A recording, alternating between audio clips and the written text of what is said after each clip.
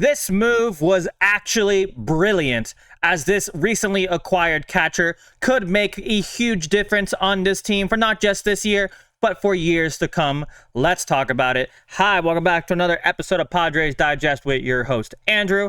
Today, I'm going to, break down and try to shed some light on our newly acquired catcher. I'm recording this 2 hours before the game, so he hasn't played yet, and he's not scheduled to play. Diaz is catching. So hopefully this will be like your introduction to Freddie Fermine. This will probably come out tomorrow morning. So just if he's played, cool. If not, then this video will serve as a starting point for you. So I found this another X thread, because apparently Twitter has some good analysis these days, on why Freddie Fermine should be a very good player and we should be very interested in him.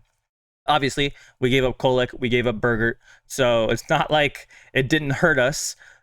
And I know the stats didn't look super sexy, and I guess I can show you them right now. Yeah, I mean, it'll look great, right? And we do have him until he's 34. But here are some things that could interest you, right? So let me just open up the article, or I guess the thread. Why Freddie Fermine is a good addition in San Diego. A thread.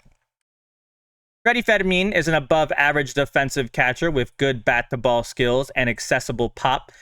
He is platoon neutral with a career weighted runs created plus of 97 versus left-handed pitchers and 89 versus right-handed pitchers. So he can hit both sides, basically. He is controllable and cheap, and he has the potential to develop even further defensively. In 2023, his first big league season, Fermine slashed 281, 321, 461 slash line with a 108 weighted runs created plus across 235 plate appearances. Over his last 2 years, he has posted much more modest numbers: 576 plate appearances, 266 average, 315 slug, 356 on OPS. I can read slash line. 6.3% walk rate, 17.9%. I'm assuming strikeout rate. 9 home runs, 21 doubles, 282 expected weighted on base average, and 87 weighted runs created plus. So all those numbers mean he's okay. It's better. It's not great. It's fine. It's whatever, right? Moving on. What is that? That one. So a key difference in 2023 and now is a drop in pool air from 19.9% to 10.9%. He needs to add bat speed too. Currently sits at 69.7 miles per hour. And I'm sure you can see that on here. Let's see. Bat speed. Where's bat speed? There we go. Yeah, 69.7. So below average, if that gives you a better picture. Has great K rates, good whiff and zone contact. If he limits some chase and improves the walk percentage, he can easily become an above average offensive catcher. Where does it say his walk rate? Yeah, 6.3. So not crack rate, right? But he doesn't strike out that much, like we established in the last video I talked about him, 17.8. So he doesn't strike out. He strikes out less than the average batter. Let's put it that way, right? So that's that. Padres have the lowest called strike rate at the bottom of the zone. 17. Did I skip one? No. 17 and 19 in baseball at 30%, compared to a team like New York Yankees at 44%. Fermine is especially elite in this area. Called strike rate at bottom of the zone, 17 through 19. Fermine, 40%. League average, 36%. Maldonado, 32%. Diaz, 28%. You couldn't tell, 40 is a bigger number. So, the impact on the pitching staff this will have is significant. The amounts to dozens of calls that not only change outcomes of games, but build trust within your staff. Fermine is also much more athletic, moves really fluid, and has great presence behind the plate.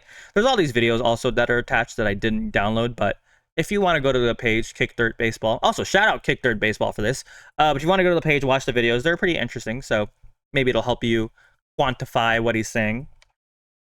Fermine is a top-notch throwing talent. He is one of 10 MLB catchers with a sub-190 pop time at 189. Maybe he'll get a chance to show it off more now that he's away from Kansas City, which means that Salvi was blocking him, but now no one's blocking him, so that might be a good pick for us. My light is about to fly off the thingy. There we go.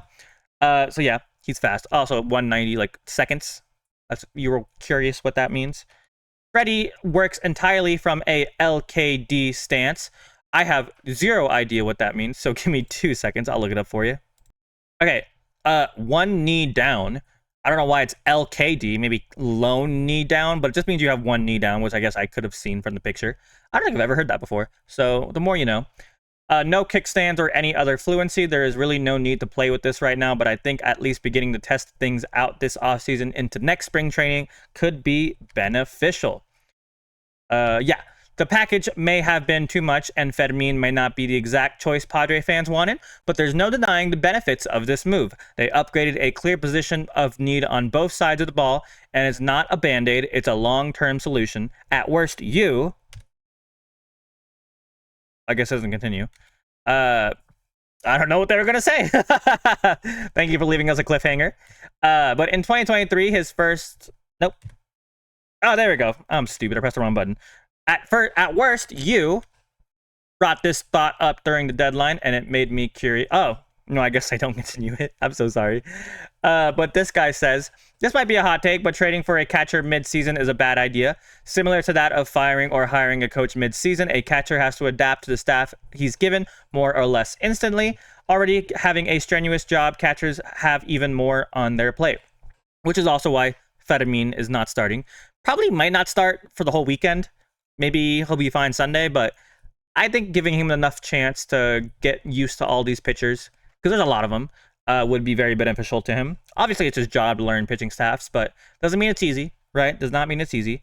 Brought this up during the deadline, and it made me curious. Over the last 10 years, there aren't many instances familiar to this Fermine trade.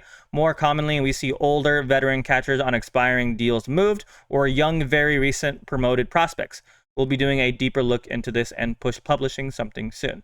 I remember when I think I mentioned this before, but 2020, we traded Austin Nola and whoever else to the Guardians, and then someone else to the other team. And it got Austin Nola, and we got, what was it, Jason Castro from the Astros.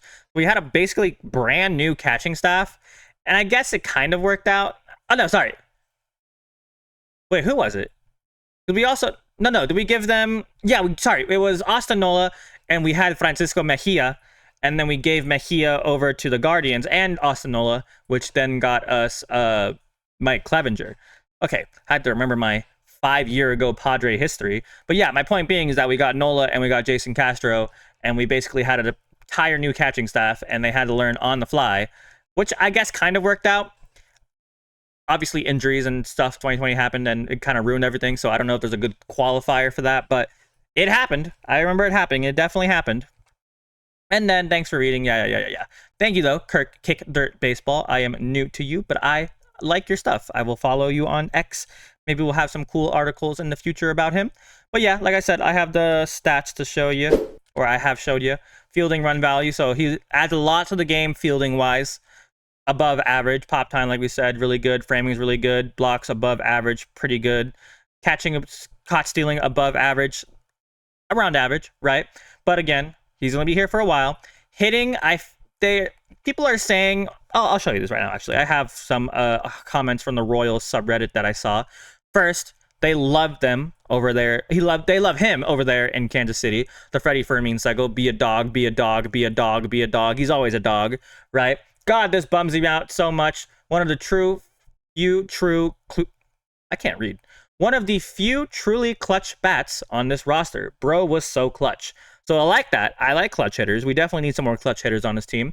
Oh, wow. Freddie has been one of those beloved players. Somebody post that B-Dog meme right there for you. Thank you for your efforts and all the memories. Firm Dog, the Ferminator, they also call him.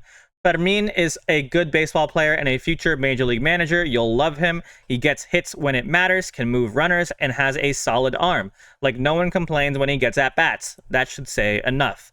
Can move runners. Hopefully that also includes scoring runners, because we need to score runners, and we need some good clutch hits. And now he's probably going to get the most catching time. I doubt Diaz. If I had to give it a split, I'd say like 60-40, 60 Fermine, 40 Diaz. Because obviously catching is a lot on the body, so Yeah, but I have warmed up to the idea of Fermine. Yes, I did make an entire video during the deadline about how much I hate this trade. I don't hate it as much. I still think we gave up too much, mostly because I'm biased and I love Kolek and Bogaerts. But yeah, I mean, it's warmed up. It's warmed up to me. The thought of him has warmed up to me, and I hope it warms up to you guys. So let me know what you think. Do you think Freddie Fermine is a good move, or do you still think it's too much and you hate him? Do you think we could have got someone better, or do you think we should have just stuck with what we had? Because Maldonado and Diaz were getting hot. And yeah, let me know how you guys feel. Thank you guys so much for watching. Please subscribe. Super close to 2,000 as always, and have a fantastic rest of your day. And I hope the game today goes good, because I'm super excited for it. Obviously, it'll be past by then, but you know what I mean. Okay, thank you for watching. Goodbye. Go Padres. Goodbye.